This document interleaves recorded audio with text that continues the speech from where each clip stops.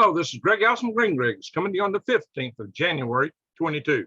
Time on deck is 2100 hours Central Standard Time.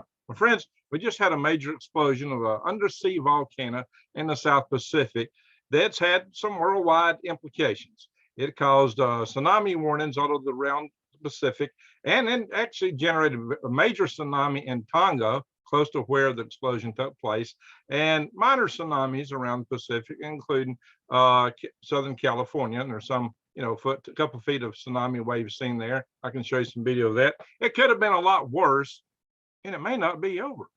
We'll talk about that. And there may be other long-lasting ramifications from this.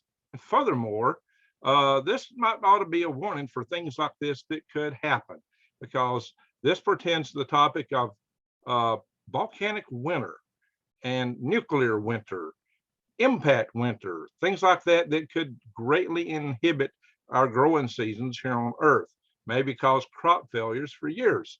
And how do we survive that? The famines that may come out of it. These are all things that you need to know and understand to be able to properly prepare, because these are propositions that shall help you survive, thrive, and stay out of the hive. I bring you this story today. It's part of my eyes wide open, head on a swivel series, so that you can know to get prepared. And furthermore, for more videos like this, notifications, and for things to do them better, because I've got videos on gardening.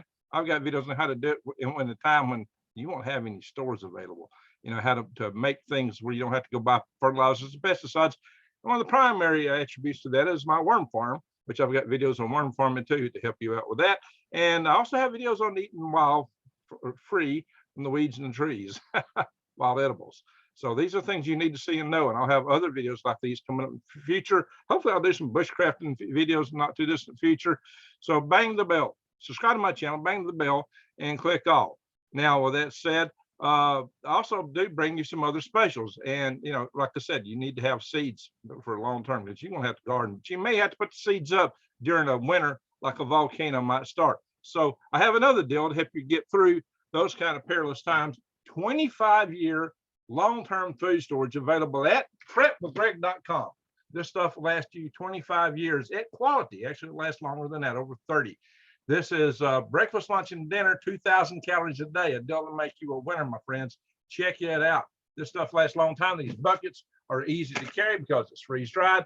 You can also go through my website. You can find water filters and stuff like that too, so you can purify the water to put in these. And also, I do videos on purifying and sanitizing water. You need to understand these nice little pouches. You can easily throw in a backpack. It's a lot easier to carry than what the competitor sell. And you get 2,000 calories a day, not 800 like a lot of competitors offer. So it's a lot easier to deal with. prepwithgreg.com. Check out that special. Now let's get on with the story. We're going to talk about this stuff. I'm going to show you some pictures, some videos, and we're going to talk about the general ramifications of this and the fact that this may not be over. It kind of like, well, the tsunamis are past. Good, we can all go back to sleep. Hopefully, maybe not. So I'm going to do a share here. This was a very impressive event, my friends. Very impressive, huge volcanic explosion that took place. Look at this. This is an image of it. And it was like it put out a lot of ash. This is the Hunga Tonga-Hunga Ha'apai. I know, just forgive me for murdering that word. It's not quite in my tongue. Hunga Tonga-Hunga Ha'apai. And this was a massive explosion. It took place. You hear the islands down here. This is Tonga down here, guys. The Tonga is a little island nation that comprises a few islands. This is the largest island. They're totally covered by this cloud, very fast from it. Huge explosion. There's more impressive. This is way over the cloud tops, guys. Here are the cloud tops. You can see this starts basically with the night. It's already going. The daybreak is already hitting there as this comes up and it expands out. Here you can see the day and night coming across here. This on the, to give you an idea, you can see the curvature of the Earth. You see, get an idea how big this is. And you can also tell how large this is. I mean, look at it, guys. And you see the shadow it's cast compared to the cloud tops. Wow. So I'm going to blow this up for you. There we go. That's a much better image of it. This is a huge explosion. Matter of fact, it threw ash into the stratosphere, and that's one reason that we got to talk about this, because it may not be done with us. This one threw ash into the stratosphere in a fair bit. Will this affect our weather? It might, and it might in combination with other things. So this started yesterday, my friends, and the tsunamis were reaching the coast of LA today. And fortunately, they weren't too bad. Here is some footage, my friends, of the there's a cloud behind it. I think the reason the person took this was some little lady diving off the boat there. So check this out. This is somebody's Twitter video.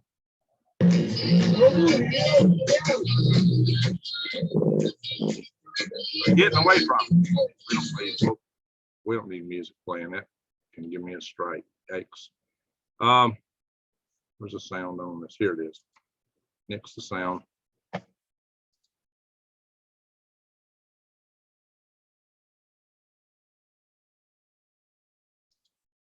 So there they go. They had to flee that one. Let's see. Let's find the next one here. I'm going to try to expand that if I can. And we don't sound. Okay, there's no sound here. Good. Look at this, guys. Demolished this house. These waves are coming up. They said it reached about 4 or 5 feet in altitude. Look here, here's in a church. Going through the church pew. So yes, they did have a tsunami in Tonga. There's a guy standing in there. I wouldn't want to be standing there. Poor fellow. Not want to be standing in that. That's weird. Sea creatures. Let's kill that. Is that an ad? Is there another video behind here? Maybe. No, I think that's it. Again, here's image and false colors. Here's the explosion from the top, and you can see the detonation wave coming off of us in the right kind of video. I think right here, this might show the detonation wave. Let's see if we can get. Yeah, this is some U.S. storm watch. Watch this thing. Boom. You saw that wave go out. Let's see if I can expand this. No, it ain't expanding, but let's look at it. You can see a wave. Boom, that's a shock wave right there, guys. This was heard, and look at the shadow class. And this was heard in New Zealand and Australia, I think even. It was heard in New Zealand, reportedly. So nothing, and then boom, there it goes. Huge explosion. Now see, the cloud tops are way down here. Huge explosion. So we get over this.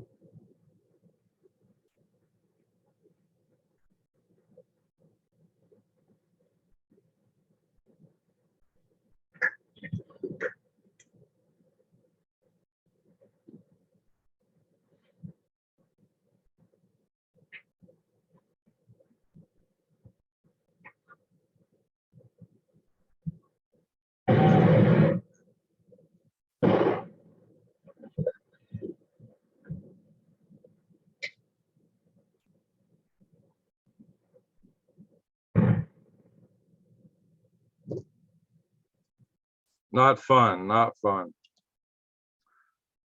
Raining ash and tiny pebbles in the darkness blanking the sky. They're having a tough time down there, my friends, having a tough time. We're getting ash out of this volcano. Yeah, it blew up from undersea, and look what all it did. Brought a lot of discomfort down there, and it could bring more. This is NPR, massive volcano erupts near Tonga, causing tsunami waves as far as the west coast. There's that photograph again. It's showing the islands here in yellow underneath. That's just depicting what's there. Totally covering these islands with that cloud. So my understanding is this thing threw ash. Let's see, somewhere I got a report here telling how high the ash went. I don't know if this one tells me, not the ash, how high that cloud went. It went into the stratosphere. I've seen the altitude posted somewhere. It went into the stratosphere. That's the key thing, my friends. That means the particles, the particulate matter from this cloud, can circle the Earth many times and move around. It may be likely to remain predominantly in the southern hemisphere, and that's what we hope for. But this is not the article that tells how high it went.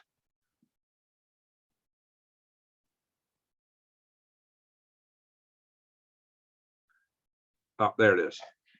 Plumes of explosion reach more than 12 miles above sea level.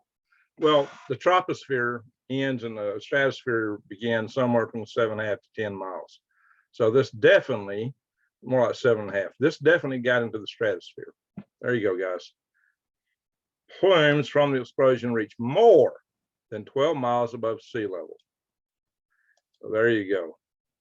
Cloud was 150 miles across, make it easily seen from satellites. Massive shock waves. Oh, shock waves are felt as far away as Mount Hood in Oregon.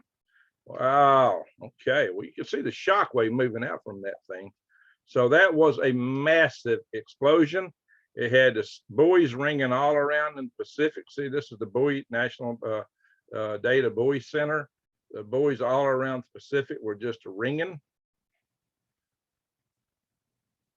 So this got a lot of attention, even up here in the Aleutian, all around Alaska, over here.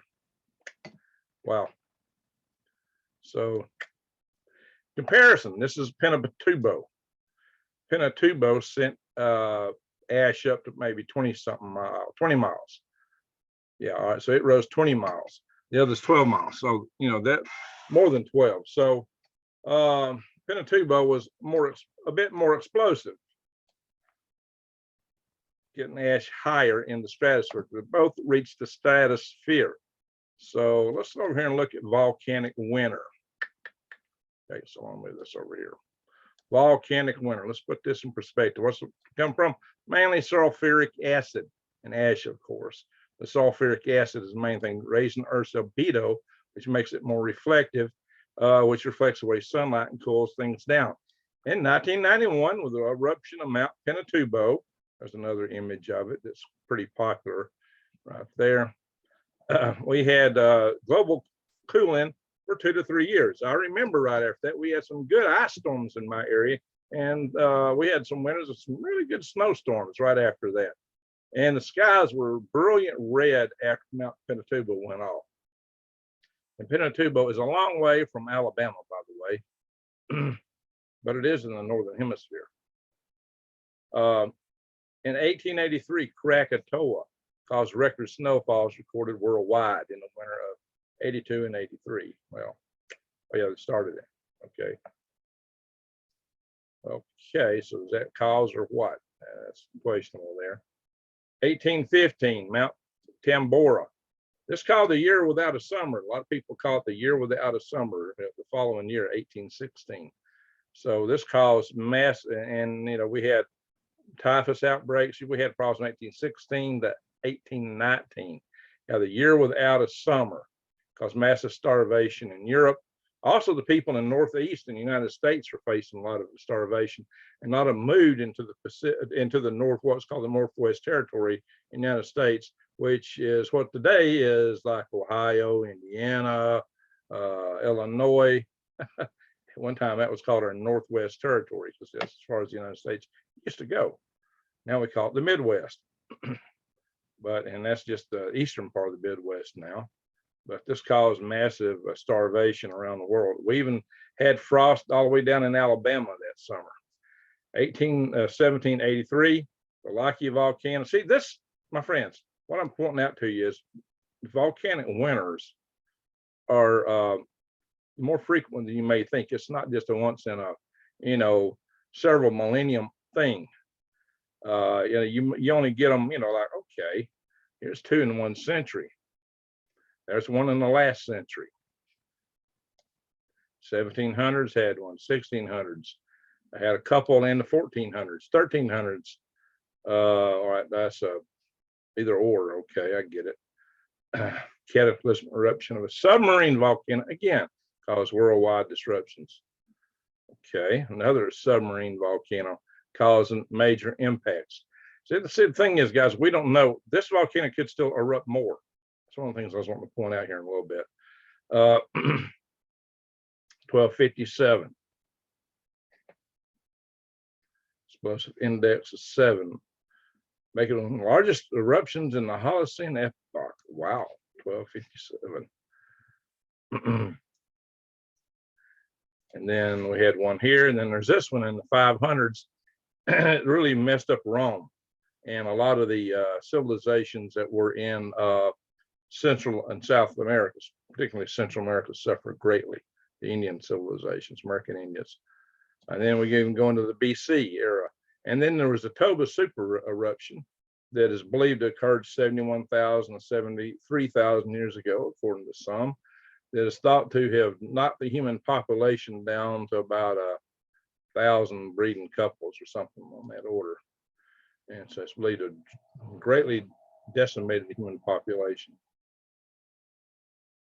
So in other similar topics, global dimming, impact winter from an asteroid, nuclear winter from war.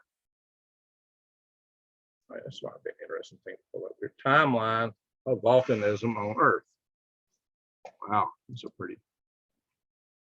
I clicked on that. It didn't take me to what I wanted to see there. I thought it was going to take me to that chart. Took me to a part of it, I guess. Yeah, let's see that. Click it again somewhere outside. Well, let's blow up now. There's some of your super explosions. Toba. This is pretty close to where that one just went off, my friends. Yellowstone. Yeah, Crater Lake right here. It's not showing it's not showing Long Valley on here. So this gives you some ideas. Mount St. Helens is a little dot compared to some of these bigger ones. Timeline of volcanism on Earth. And it starts with Mount Pinatubo and works backwards. As you might see, 1815, Mount Tambora. Plenty of events. Earlier coronary eruptions. So we can find evidence of other eruptions, what they've done to the climate. Very disruptive. So this is an interesting thing to look at.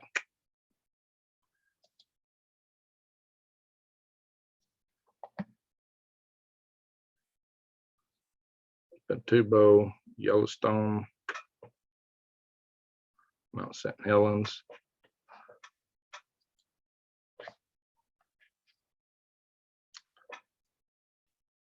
Again, they get into the global dimming, the whole idea of of volcanic winters, Mauna Loa, atmospheric transmissions. Okay.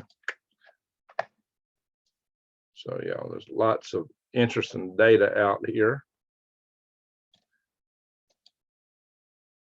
It shows how the hot spot that we call Yellowstone has been moving over time. No, actually, this is Yellowstone right here. No, I got that wrong. This is all Yellowstone. This is part of Yellowstone. All of it. Pardon me, I misread that. There is another one chart that shows what I was talking about, but that's not this one. All right. That's the one I was thinking right there. That's how Yellowstone's made over time. So Snake River Canyon area. These are previous eruptions through time over Yellowstone. So these kind of things happen. They happen periodically. I'm not saying this one's on the verge of happening. It is or isn't. I'm not making any claims to that effect. Because recently, geologists have said we really can't tell with these supervolcanoes. They can look like they're not about to go, and they might go. Well, that's not comforting to hear. Here was the warning about the impacts on the West Coast.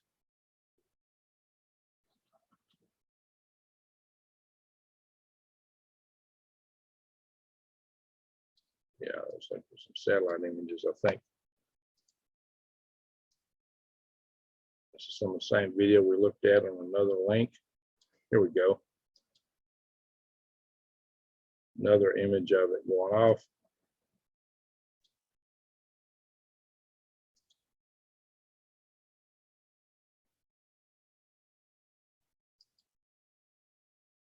Here's a YouTube channel. I'm not going to play it. I'm just going to pick some spots to show you.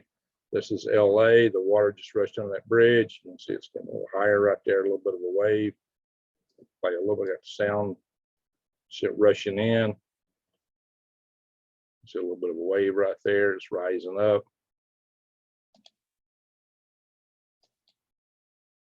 I say it's in California.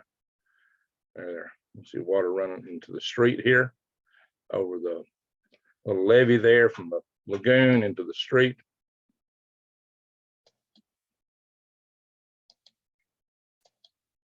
All right. Well, that vehicle there is pretty good and flooded. Look at that. That says 3 or 4 feet right there. Okay. So some spots in California got it pretty good. But it drowned his engine out. Yeah, he was backing up. Now he's stalled out. Uh-oh, he didn't get out of there fast enough. Washing some garbage cans away.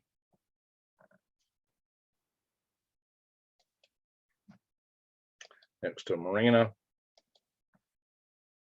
There's some vehicles flooded out. Well, that's pretty high right there. That's a couple feet high at least.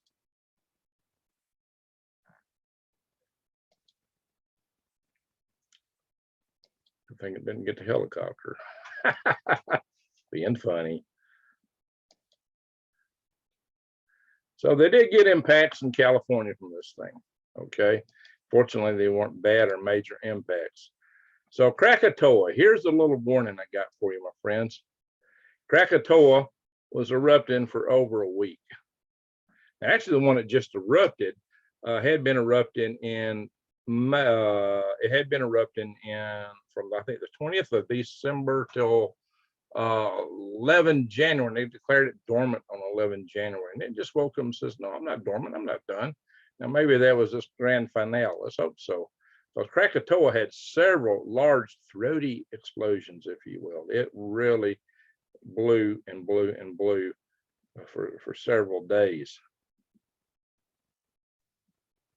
So we could have another explosion out there. We don't know. It is hard to say. Comparison of selected volcanic explosions. So here's another list of explosions. The scream, that's about how you ought to feel some of these things. Red skies at night, swirling oceans, and a panicky person. What I tell you, I say never panic. But all you got to do is look up 1883 eruption of Krakatoa and you'll find this article. So, all right, I'm going to stop the share. We're going to talk just for a second. We're going to finish this up. All right, so here's the thing. This volcano could go off again. It's possible. It could have a bigger explosion. We don't know. It's a marine volcano. There's a lot we just don't know about the submarine volcanoes. Furthermore, there can be other submarine volcanoes that we haven't even discovered yet, including potential supervolcanoes. You never know when something like it's going to go off. You know what I tell my followers here all the time is everything be fine and dandy 1 minute, and the next minute, bam, the whole world's turned upside down. That's all it takes. You just never know. And that's that way in everyday life, where you're just driving down the street and the guy in front of you stops and the guy behind you decides not to. That happened to me in April. And that messed me up nice and good. I mean, everything was fine and dandy 1 second. The next second, I've been hitting back by a big truck and I'm hurtling out of control into a telephone pole. That was no fun. But, it was all hunky-dory 1 second. Then bam, bam, bam. You just don't know. That's what we're talking about. It's that way in the bigger scale with things like volcanoes. So that's just one risk for a long-term winter. Volcanoes, unexpected impact on Earth, or nuclear war. Good thing we're all at peace today on this planet. It's so wonderful that we all get along so well. Yeah, I wish we are in a pickle there. And I'm going to do another story real soon about this thing with Putin and Biden and why. Yeah, this is not looking good, guys. I'm going to talk about that a bit more in another video real soon. So what you got to know is this could blow up again. There could be more tsunamis. So if you're on the coast, keep your eyes wide open and head on swivel. Listen for the news in case something new is coming at you. You need to be aware of it. Also, just be aware that this could have an effect. This eruption could have an effect on our weather. Now it won't be any worse than Pinatubo, I don't think, but it's not the only volcano going. Recent reports have said that it doesn't take a major eruption. It doesn't take a Krakatoa, a Tambora to get us there. A number of small eruptions added together could do that. That's what a recent paper came out and said. And guess what? The Earth is very active volcanically right now. Very active. This is one of our very active time periods. So It could happen. We could be in for volcanic cooling. Just saying. And that could cause crop failures worldwide in springs and summers. So that on top of our major snafus in global supply chains, that on top of all the demand, and of course, the hoarding of grain by China for some reason. They know something. They've hoarded over 50% of the world's grain. Interesting. To feed 20% of the world's population. China may know something. Or maybe they're just hoarding because they can't grow their own. They know that they're going to be in a conflict with us and won't be able to get any for a little while. They're just building up their stores, maybe. I don't know. I don't know what's happening there. But this is why you need to prepare. This is why you need to do things like buy long-term food storage. Store your own, can your own food by all means. Yes, absolutely do that. But one good thing about these pouches, they're easy to throw in your backpack. They're not hard like a can. And you can bury them in the ground quite readily because those buckets are sealed, the packets are sealed, and they're not going to break like stuff in glass. But do use glass for what you're cleaning at home, because that's the best way to do it. Just you'll have very limited bug out options with it. This stuff is rugged. You can throw it around, toss it around. You don't have to worry about that stuff. You know, if you're driving a vehicle on a mountain road and the vehicle slides off the side, if you survive and can get out, your food will be fine. So a lot of things to think about, but do consider long-term food storage. Consider food that you can hide in caches out in different places. They come knocking on your door and you may not have any. If you got a bug out place to go to, and if you think you might have to stop along the way, like maybe you're on foot, because maybe an EMP fried your auto electronics, you might have a few little things stashed away. Hey, even if you just find a little place to bury a pot and stick one of these pouches in it, that can get you a little bit further down the road. That might be all it takes, guys. Stuff like that and a water filter. Just pre-position some stuff, have some hiding places, but do some redundancy in case somebody or a squirrel finds it. Just take one of those pouches and roll it up in a nice PVC pipe, seal it on both ends. I do need to do a video on that, don't I? That'd make a nice little quick cache. I could call it the quickie cache. Now what? Somebody's going to beat me to that now. Some other YouTubers going to be putting a video out on that, and they're going to get 1 million views before I ever do it. Now they will, since I just said that, right? Just remember, you heard it here first. So once again, we're not out of the woods. This volcano could go again, and if it don't, it may have thrown a lot of sulfur dioxide in the atmosphere. Different volcanoes, according to the magma they have inside, have different compositions of sulfur dioxide. So I couldn't say how much of that this contributed. There is ash raining around the area. So the finer ash particles could also be suspended in the stratosphere. So this one did go to the stratosphere. So there will be some effect from it. Whether we're going to feel it here or not, hard to say. But as we get more and more of these, like I said, they can accumulate. And we are in a very volcanically active period right now. Last couple of years has been super active. May get more active, maybe not, but it may be enough that cumulatively we could have the effects of a Tambora giving us a year without a summer. That would be very devastating, especially as many people as we have in the world today, many mouths to feed, and all the tensions and stresses we're having, and the breakdown in global supply chain and hoarding by China. So bear all these things in mind and just get ready and prepare for yourself. That's really all I have to say. Get yourself ready, prepare, get ready. And this isn't the only reason to get ready, especially with things going on right now between Russia and the United States, China and the United States. This is not the only reason to get ready, but it is a good one, but you just don't know. We may have another one that's go off anytime. There's been discussions about things off the Aleutian Islands and other places. So, the scientists, the geologists are beginning to wake up to, we're in an interesting period. All right, enough said, guys. What I want you to do is just get ready and get right with your maker. Because you never know. Be centered, but never panic. And tell your loved ones you love them every chance you get, because you never know when it's the last for many reasons. All right, that said, thank you for watching.